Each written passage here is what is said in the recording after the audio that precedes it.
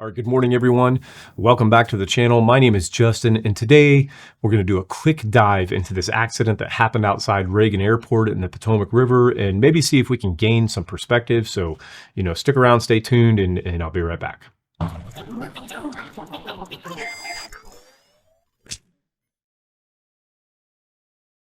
As always, when it comes to any accident like this, offering too much speculation too early will just end up making things worse and drive everyone a bit nuts. So really, the purpose of this video is really just to clear up some confusion and misinformation, as well as to point out some human factors or events that could have played a role in this accident. First, the facts. The date of this accident is January 29th, 2025, just 2 days ago at about 2100 hours local time in the Washington, D.C. area. We have a PSA Airlines CRJ700 model regional jet, which is a regional carrier for American Airlines with flight number 5342 that departed Wichita, Kansas, which is just about 1 hour north of where I am, and destined for DCA Airport in Washington, D.C. And DCA is Ronald Reagan International Airport located in Arlington, Virginia, just across the Potomac River from Washington, D.C. Now, at about 20:45 hours or 8:45 p.m. local time, the CRJ begins its approach into Reagan Airport by following this flight path that you see here. They circle around and follow the Potomac River north on a regular ILS approach to runway 1. Now, at some point, 5342 on Mount Vernon visual runway 1. 5342 Washington, 1 star, 32, 17, cut 25, can you take runway 33? Yeah, we can do 33 for 5342. 5342, that's working very thanks for runway 33, clear flight. Thanks for runway 33, runway 33 for land 5342. and so the CRJ pilot circled out to the east a bit and lined up for runway 33. Now, at the same time, a Blackhawk helicopter, which could be a VAIP version, which is called a VH-60, or it could be a regular utility version, which is a UH-60, but either way, a Blackhawk is heading south along the Potomac River to an unknown destination on what the military is calling a training mission. The Blackhawk's call sign is PAT or PAT-25, as this helicopter is often used to transport personnel around the DC area, and sometimes, VIP personnel are on board, hence the possibility that this was a VH-60 with the gold livery on top. Now, they are flying along the east side of the river at about 110 knots or so, right at about 200 feet above the ground, several minutes before this accident happens. Then, as I'm sure you have already seen by the widely shared video, the Blackhawk flies straight into the side of the CRJ. They collide out in the middle of the Potomac River, erupting into a giant fireball and breaking the CRJ up into 2 or 3 big pieces. Both aircraft fall into the water. DC Fire and EMS, as well as a host of other local and federal police helicopters, initiate a rapid rescue operation, which unfortunately ultimately ends up with 0 rescued survivors, and instead the recovery, at least at this point so far, of 40 or so bodies, with the rest of the victims presumed dead at this point. Now, the weather during this event, it was clear. It was cold. Visibility, from weather was not a factor, and I really cannot see how weather would have played a role in this accident at all. So those are kind of the facts. More facts are being gathered every minute of every day, and it is important to understand that investigations like this need to go where the facts go, not where someone thinks the investigation should go. So we'll kind of just leave that up to the investigators and the NTSB. Now, if you watch this channel, you know that the big emphasis from me is typically focusing on the hard data, as well as focusing heavily on human factors and things like crew resource management and situational awareness. And I do feel that both of those things could have played a huge role in this accident. Now, let's clear up some items first, and let's look at what the CRJ was doing. First, whether approaching DCA from the north or the south, these commercial airliners and really all aircraft in the area have very strict flight paths and routes that they have to follow during their approaches. If they are flying into DCA, they will need to follow the Potomac River as part of their flight path, which helps to ensure that arguably, the most secure airspace in the entire world is kept secure. Now, as I said, the CRJ pilot is approaching DCA for runway 1 every day at airports all across the world. But what this tells me from a human factor standpoint is that the pilot and the first officer on the CRJ would have been 100% operating under a sterile cockpit and would have been completely zeroed in on the task at hand as their workload is now drastically increased. Again, that increased workload is perfectly normal for them, which while yes, it increases their workload, they probably actually enjoy flying this visual approach into runway 33. So what's most important here is that everything is telling us that this CRJ is doing exactly what they are supposed to do, and they are exactly where they are supposed to be, and probably most importantly, they are doing their best to maintain a high level of situational awareness as they are now like full-blown in sterile cockpit mode in these final moments of their approach. Now, the Blackhawk, why are they flying where they are? Well, because that's where they have to fly. You see, the DC area has very specific helicopter routes that are published by the FAA, and you can see them here on this chart. Not only do they have very specific flight routes, they also have very specific altitudes that they have to maintain, as well as beginning and end points for when these rules go into effect. For the most part, you can't really just fly your helicopter around this area without following appropriate routes. Now, in this case, when flying in this area of the Potomac River, north of the Wilson Bridge, you're going to be on Route 4, north of the Wilson Bridge, but south of the Anacostia River, all helicopters should be flying along the east bank of the river, not out here in the middle of the river, the east bank, and very specifically to maintain an altitude of 200 feet or less. These flights are visual flights and occur all day, every day, up and down this river.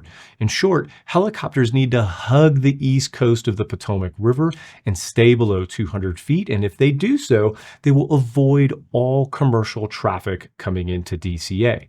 However, even with the predetermined routes and altitudes, these helicopter pilots still need to be in contact with ATC because they're right there next to DCA in order to avoid other aircraft and stay in constant communication in case there is any risk of traffic interference. Now, traffic, TCAS, Traffic Collision Avoidance System. In short, the TCAS is going to use transponder data to show and alert pilots on their displays where other air traffic is around them if there's an imminent collision suspected. For the CRJ, their TCAS really might become irrelevant under 1,000 feet because the warnings from TCAS will typically say things to the pilot like to descend or to climb or pull up or something like that, but they don't really say anything about turning left or turning right. It's all about going up or going down.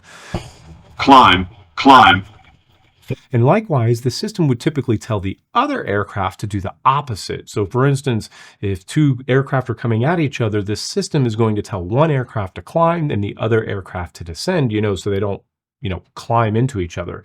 But when a plane like this is under 1,000 feet, there really is no way to tell one of them that they need to descend because they're already too low for that to happen. And so it's not really going to work. They won't be able to tell an aircraft at like 300 feet that they need to descend more because they'll descend into the ground. Instead, the TCAS will most likely just say traffic, traffic, traffic. Traffic, traffic. But even with that, even when you're under 500 feet, that audible warning itself could be turned off because it might be irrelevant in certain situations.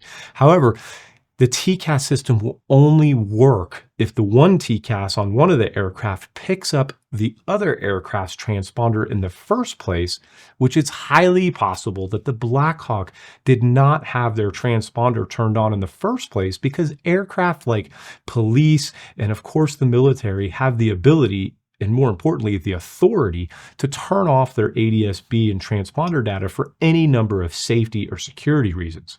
Now, elevation. I have heard lots of speculation about the Blackhawks flying too high, which is certainly a possibility. And the last published piece that I saw today seemed to be pretty clear that the helicopter was flying at 350 feet at the point of impact. However, now, this is very important. What the public can see about elevation is not always correct. Websites like Flight Radar and ADS-B Exchange, they do publish some real-time parameters, which is wonderful, but they cannot be relied upon, to that level of specificity And instead, the data actually would need to be pulled directly from the Blackhawk's flight data recorder to determine exactly what their last measured altitude and speed and heading was. But I will say that all of the data that I have been able to see so far does show that the Blackhawk was possibly flying somewhere between 200 and 350 feet. But yes, 100%, if the Blackhawk pilot inadvertently lost situational awareness and started to slowly climb and ascend to 250 or 300 or 350 feet, then this certainly could be a big factor in this case. Likewise, if the Blackhawk pilot drifted too far to the center of the Potomac River, this also could have been a big factor, even if he stayed at 200 feet, as the CRJ pilot would not be expecting any other aircraft to be flying, in the middle of the river, as the requirement is for them to be flying over the east bank of the river. And finally, I wanted to discuss the overall situational awareness of the Blackhawk pilots on their training mission. First, the fact that they call this a training mission should really play no factor whatsoever in this case. Training mission does not necessarily mean that some incompetent or noob pilot was in control of this helicopter. There are super experienced United States military pilots with thousands of hours of time flying training missions in F-22s and F-35s and helicopters and C-5s all across the world every day. And in this case, though, even if one of the pilots on the Blackhawk was a little green, the Blackhawk has two pilots, and the other pilot would have been an instructor or a senior person. And either way, you can be sure that at least one of the pilots on the Blackhawk had plenty of experience and was fully aware of what they were supposed to be doing and where they were supposed to be. But back to the situational awareness. Now, situational awareness is far more than just seeing things around you. I have published many original research articles on situational awareness, and the topic itself is basically the basis for all of my own research throughout my entire academic career. Now, in short, in order to actually have situational awareness, not only do you need to see or recognize something, you also have to know what it means, and you also have to be able to predict how that thing or event or situation will unfold in the near future. So you might actually see something, but if you misinterpret what you see, then you have lost situational awareness. Or if you do properly interpret the thing that you see, you may fail to predict how that thing might change or unfold in the next 10 seconds or 1 minute or 30 minutes. Now, we know that ATC told the Blackhawk pilot to watch for the CRJ and then circle around behind the CRJ to avoid the aircraft. We know that the Blackhawk pilot with call sign PAT-25 at least heard that directive and did respond, but it's kind of hard to decipher exactly what they said, but it sounded like the Blackhawk pilot said that he had the CRJ in sight and was requesting visual separation, to which it was approved. At 257, just off the Wilson Bridge, the CRJ is 1,400 feet, start runway 33. Just over through. But here's a big item that I think has been overlooked in many other videos and news reports. When flying visually in a situation like this, there is really no cross-check or true validation to know that this Blackhawk pilot actually saw the correct aircraft. He saw something because he said he did, which may or may not have been this CRJ. People keep saying that this must have been done on purpose or something like that, because there is no way on a crystal clear night with a fully lit up CRJ that the Blackhawk pilot didn't see him. Well, that is 100% inaccurate. First, it is actually pretty dark over the Potomac River, so it's not as easy to see over the river itself as one might think. But then, the second that you start to ascend above about 100 feet above the river, or really in just about any metropolitan area, pretty much all of the city lights start to blend together. Likewise, I heard reports that the Blackhawk pilots were flying on night vision goggles. Now, without going too far down a rabbit hole, night vision goggles, or NVGs, have their own limitations, and I want to tell you about the two biggest ones, at least in my opinion, the two biggest limitations. First is that you can see bright lights through night vision goggles from a gazillion miles away. If the light is high enough in the air and bright enough, the NVGs will let you see them from crazy distances. And I'm talking like 50 or 100 miles away. Now, this is a great thing for being able to improve your vision when flying over dark areas of the country, but this also plays directly into their second limitation in that NVGs tend to mess with your depth perception. Sometimes a bright light that appears to be, just a mile away from you and right in front of you, it could be closer to 5 miles away or even 10 miles away or more. And this is why pilots who fly with NVGs do lots of training and regular practice to come off of their goggles, meaning lifting their goggles up or looking underneath their goggles periodically to double check their instruments while also looking outside the aircraft and checking their field of vision to compare how that looks to their NVG vision. Now, in fact, it is quite common for pilots who are flying into big metropolitan areas like Washington, D.C. to just disengage from their night vision goggles altogether, as the limitations of NVGs sometimes become too great in heavily lit areas. Now, add to this that there are hills on the east side of this river that can play a factor in visualizing aircraft, and also that the CRJ was descending, and by the time they got close enough together with the Blackhawk, the CRJ was not facing the Blackhawk anymore, as they were almost perpendicular to each other at the time of impact. And the CRJ was flying at about 140 or 150 miles per hour, from the Blackhawk pilot's left across to the right. So you got to imagine that this Blackhawk pilot flying south here and then being advised to make visual contact with the CRJ. It is very possible that he looked straight ahead and saw this next landing aircraft, which was American Airlines Flight 3130, which was an Airbus A319.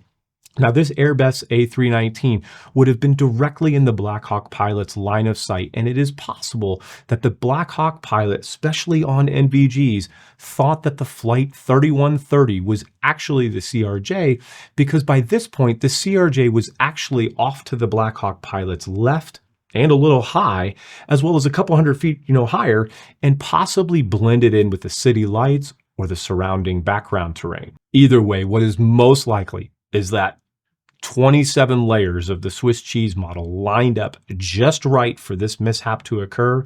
And then maybe, and probably, just a little bit of all of those possibilities that I just mentioned, they all occurred a little bit together.